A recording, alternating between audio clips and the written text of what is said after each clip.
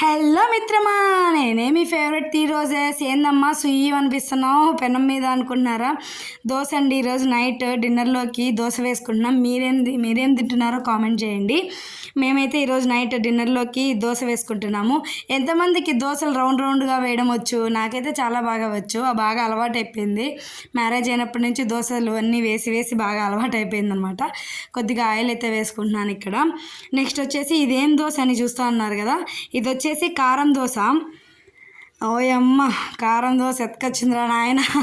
ఏందమ్మా కారం దంచి కొడుతున్నావు అనుకున్నారా? మాకు ఇది నథింగ్. ఈ కారం జుజ్జిబి మా సైడు లైట్గానే అనిపిస్తుంది, మాకేం ఎక్కువ అనిపించదు. మాకు తిని అలవాటు అయిపోయింది. మీకు ఏ టైప్ ఆఫ్ దోశ ఇష్టమో నాకు చెప్పేసేయండి.